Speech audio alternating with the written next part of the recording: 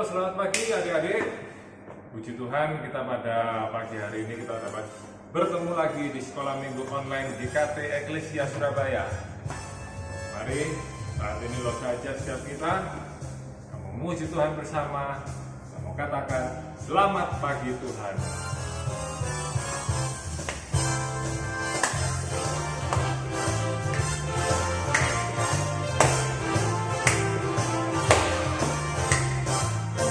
Tuhan, ucap terima kasih. Tuhan telah pelihara kami setiap hari.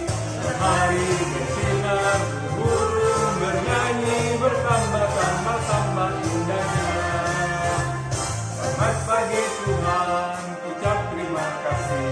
Tuhan telah pelihara kami setiap hari. Matahari bersinar, burung bernyanyi, bertambah-tambah indahnya. Saya lihat adik-adik kelihatannya kok masih belum semangat. Mari kita bersama bangkit berdiri semua. Kita pujikan sekali lagi pujian ini dengan lebih bersemangat.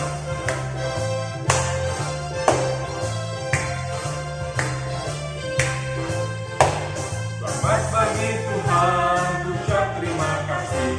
Tuhan telah pelihara kami setiap hari. Matahari bersinar, burung bernyanyi, bertambah-tambah indahnya. Lebih cepat lagi teman-teman.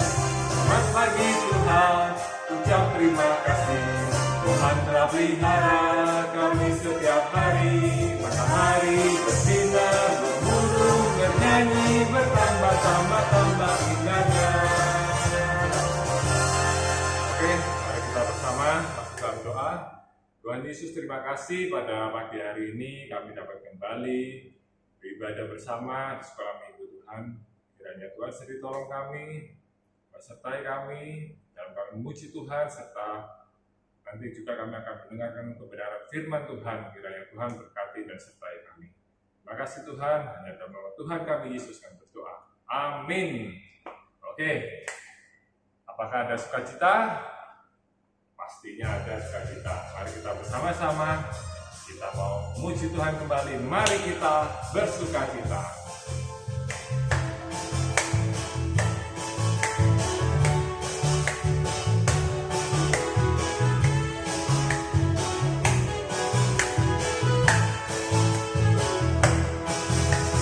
Mari kita bersukacita, karena ini hari bahagia. Kita berkumpul jadi satu. Puji Tuhan semesta itu, haleluya. Tepuk tangan aja berseri. Hilangkanlah hati yang sedih. Bukankah Yesus berkata damai yang diberikan kita? Mari kita bersukaria. Mari kita bersukaria, karena ini hari bahagia. Kita berkumpul jadi satu. Puji Tuhan semesta itu, haleluya. Tepuk tangan baja berseri. Hilangkanlah hati yang sedih. Bukankah Yesus berkata damai yang diberikan kita? Mari kita bersukaria. Bukankah Yesus berkata? Bukankah Yesus berkata damai yang diberikan kita? Mari kita bersukaria. Sekali lagi. Bukankah Yesus berkata damai yang diberikan kita? Mari kita bersukaria. Oke, setelah kita bersukacita bersama, saya yakin dan percaya bahwa di kiri kanan kita Tuhan ada. Marilah lebih bersemangat lagi kita memujikan kiri kananku ada Tuhan.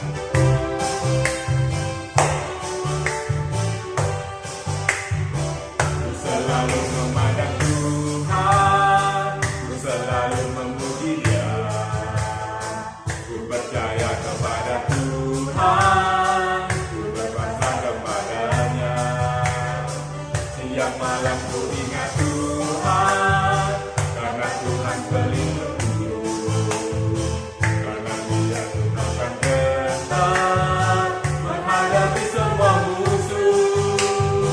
Kiri kananku ada Tuhan, sekelilingku ada Tuhan, dalam hidupku ada Tuhan. teman-teman, ada gerakannya. Kita ajak setiap kita memujikan pujian ini sekali lagi dengan bersemangat, dengan memakai gerakan. Ku selalu memandang Tuhan. Ku selalu memandang Tuhan. Ku selalu memuji Dia. Ku berkata kepada Tuhan. Ku berpasrah kepada-Nya. Siang malam ku ingat Tuhan, karena Tuhan pelindungku. Dengan Dia ku takkan gentar menghadapi semua musuh. Kiri kananku ada Tuhan, sekelilingku ada Tuhan, dalam hidupku ada Tuhan. Yesus selalu bersamaku. Kiri kananku ada Tuhan, kiri kananku ada Tuhan, sekelilingku ada Tuhan, dalam hidupku ada Tuhan. Yesus selalu bersamaku. Oke, dengan setelah kita memuji Tuhan, kita mau persiapkan hati kita dengan lebih bersungguh-sungguh. Saja setiap kita memuji Tuhan kembali. Sebuah pujian yang mengatakan, mata kecil ini, tangan kecil ini, akan kita serahkan semuanya untuk pekerjaan Tuhan. Sebelum kita mendengar firman Tuhan, kita pujikan pujian.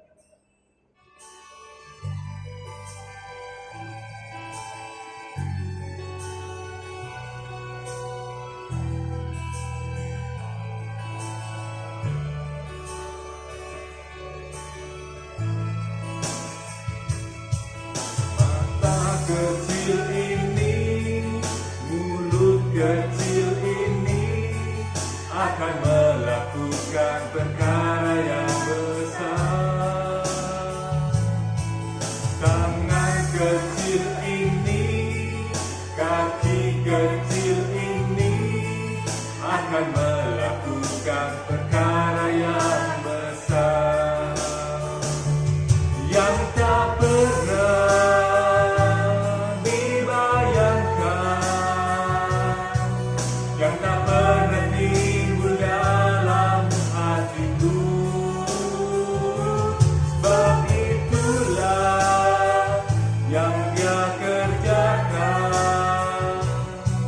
bagi orang yang percaya padanya.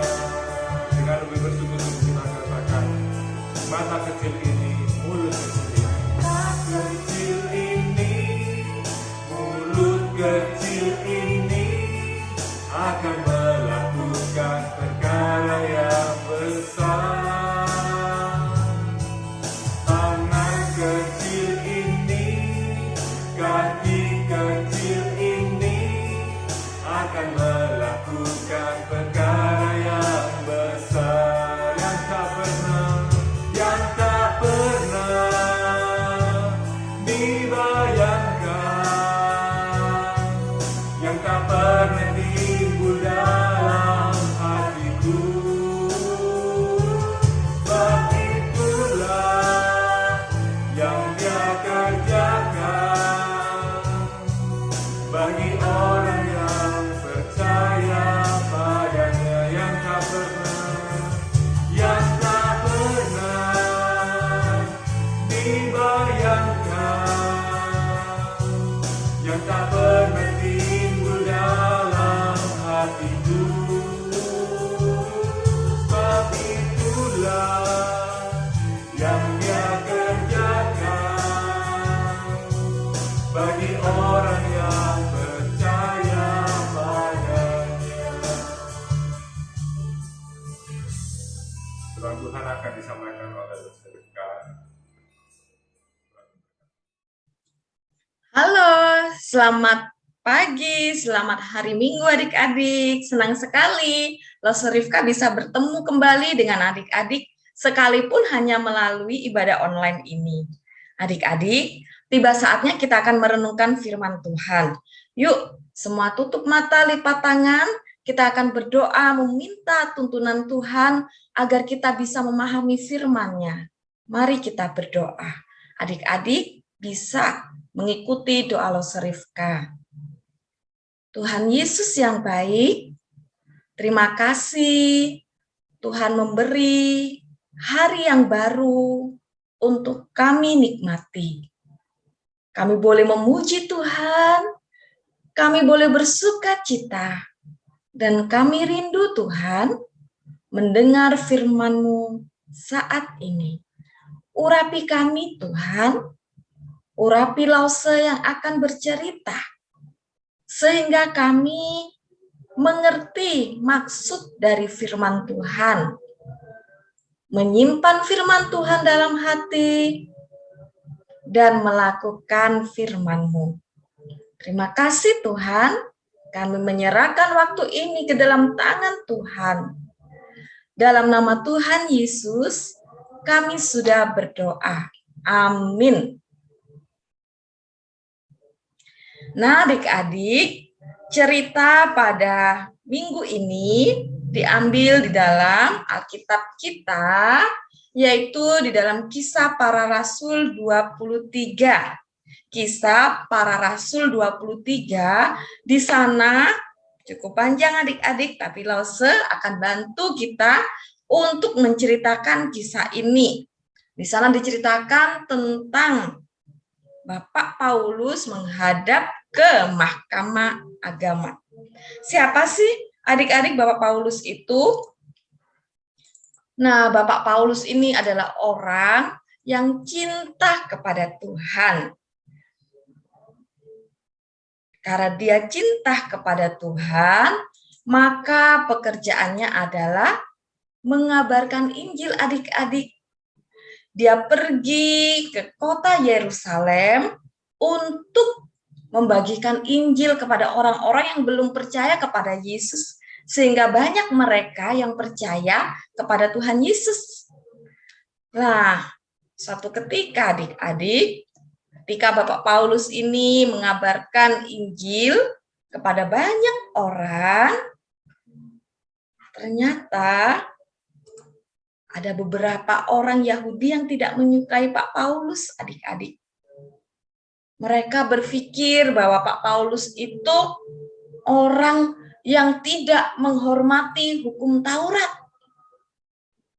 Sehingga mereka berpikir untuk menangkap Pak Paulus. Mereka mulai menghimpun beberapa teman mereka. Mereka mulai menyusun strategi bagaimana mereka bisa menangkap Bapak Paulus. Tapi adik-adik, sebelum mereka menangkap Bapak Paulus ini sudah didatangi oleh pasukan tentara di mana mereka mengambil Paulus dan membawa Paulus ini ke markas mereka. Jadi ada pasukan tentara yang sudah membawa Bapak Paulus ini ke markas mereka. Nah, karena Bapak Paulus sudah dibawa ke markas, maka orang-orang Yahudi yang tadi sudah mulai berkumpul, mulai menyusun rencana jahat mereka untuk menangkap Bapak Paulus, rencana mereka gagal. Karena Bapak Paulus sudah ada di markas pasukan yang tadi menjemput Bapak Paulus. Nah, tapi adik-adik, orang-orang Yahudi ini tidak puas dengan keadaan itu. Mereka tidak puas sebelum bisa menangkap dan membunuh Bapak Paulus. Mereka menghimpun lebih besar orang lagi, sekitar 40-an orang. Kemudian mereka mengatakan, aku tidak akan puas kalau aku belum membunuh Paulus. Bagaimana kita saat ini menyusun strategi agar Paulus ditangkap dan kita bunuh. Wah, adik-adik, ketika mereka menyusun rencana jahat mereka, ada seorang anak kecil yang mendengar apa yang mereka sedang bicarakan, adik-adik. Anak kecil ini mendengar dengan seksama dan dia tahu bahwa apa yang sedang mereka bicarakan itu adalah sebuah kejahatan. Itu adalah hal yang salah. Lalu apa yang terjadi adik-adik? Anak kecil ini berlari pergi. Dia pergi ke markas tentara Roma. Dan sesampainya anak kecil ini di markas tentara Roma, nah, kenapa dia sangat semangat adik-adik untuk menolong Bapak Paulus? Karena anak ini adalah keponakan Bapak Paulus. Dia tidak mau pamannya yang memang baik hati, cinta Tuhan dan dipakai oleh Tuhan untuk melayani Tuhan akan dibunuh oleh orang-orang Yahudi. Sehingga anak kecil ini memberanikan diri untuk berkata sebuah kebenaran kepada perwira. Anak kecil ini bertemu dengan seorang perwira dan ia memberitahukan rencana jahat orang-orang Yahudi tadi, adik-adik. Perwira ini mendengar apa yang disampaikan oleh anak kecil ini. Sehingga kepala perwira ini memerintahkan, kepala pasukan ini memerintahkan untuk Pak Paulus ini segera dipindahkan. Dia tidak boleh berada di markas tersebut. Pak Paulus harus segera dipindahkan ke Kaisarea, adik-adik. Nah, apa yang terjadi adik-adik? Malam hari, Pak Paulus sudah dilindungi dan dibawa oleh prajurit untuk dipindahkan ke Kaisarea, adik-adik. Nah, dengan begitu, rencana orang-orang Yahudi tadi gagal lagi. Wah, gagal lagi. Wah, kalau kita lihat ya muka mereka mulai bersungut-sungut. Mereka semakin marah. Mereka gagal dengan rencana jahat mereka, adik-adik. Nah, karena mereka jahat, Tuhan tidak mengizinkan hal tersebut terjadi. Tuhan menggagalkan rencana jahat orang-orang Yahudi yang ingin menangkap dan membunuh Bapak Paulus, adik-adik. Nah, apa sih yang kita bisa pelajari dari cerita yang tadi kita simak bersama-sama, adik-adik? Yang pertama adalah jangan takut untuk berkata benar sekalipun kita masih kecil, adik-adik. Sama seperti seorang anak kecil tadi. Dia tahu apa yang dia dengar itu tidak benar. Sehingga informasi itu harus dia sampaikan. Dia tidak mau menutupi sebuah kejahatan. Dia harus menyampaikan salah-salah, benar-benar. Maka kita pun juga harus seperti itu ya adik-adik ya. Kita harus jujur, kita harus berani menyampaikan sebuah kebenaran. Jangan menutupi dosa. Lalu yang kedua kita belajar apa adik-adik? Jika tidak mungkin untuk kita mengatakan kebenaran secara langsung, carilah orang yang lebih dewasa dan tepat untuk menyampaikannya. Misalnya orang tua kita ceritakan, "Ma, Pa, tadi aku itu pas tidak sengaja, saya tidak sengaja mendengar ada orang mau mencelakai itu loh, tetangga kita." Wah, ternyata itu memang kabar yang buruk adik-adik dan itu harus dijaga supaya tidak terjadi apa-apa. Nah, tapi kan kita sudah menyampaikannya kepada orang yang tepat, yaitu orang yang lebih dewasa, orang yang lebih bijaksana mungkin untuk menyampaikannya, sehingga mereka menemukan sebuah musyawarah. Atau kita juga bisa menyampaikan kebenaran itu secara langsung. Jika terjadi sesuatu, kita bisa menyampaikan, tapi sampaikanlah itu dengan sopan adik-adik. Kita tetap harus bersikap sopan dalam segala sesuatu. Apalagi itu kepada orang yang lebih dewasa dari kita. Kita harus tetap sopan kepada mereka. Sekalipun kita mungkin yang lebih tahu kebenarannya, karena kita lebih muda, kita masih anak-anak, maka kita harus sampaikan dengan sopan adik-adik. Dan percayalah, sama seperti Bapak Paulus yang akan dibunuh oleh orang-orang Yahudi, tapi Tuhan menggagalkan rencana jahat mereka, maka Kita pun juga bisa ditolong oleh Tuhan ketika kita punya masalah. Tuhan pasti menolong kita, Tuhan akan menggagalkan rencana-rencana si jahat. Si jahat itu siapa sih adik-adik? Si jahat itu adalah iblis yang mungkin mengganggu kita, yang punya pemikiran, oh tuh anak sekolah minggunya lagi malas nih ke gereja. Ya udah, tak kasih aja game terus. Nah, tak kasih handphone yang paketannya itu masih banyak. Supaya apa? Supaya anak itu tidak mau beribadah lagi. Supaya anak itu tidak mendengar firman Tuhan terus-terusan. Nah, itu rencana si jahat adik-adik. Tapi kalau kita anak yang mau menjaga sebuah kebenaran, yaitu kita menjaga diri kita untuk takut akan Tuhan, maka Tuhan akan menggagalkan rencana si jahat.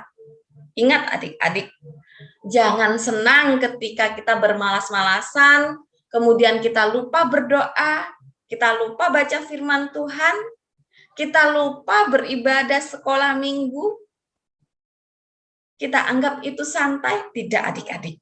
Itu adalah tipu muslihat iblis. Itu adalah rencana jahat iblis. Tapi ada Allah kita, Yesus Kristus, yang bisa menggagalkannya. Tapi kita juga harus taat kepada Tuhan.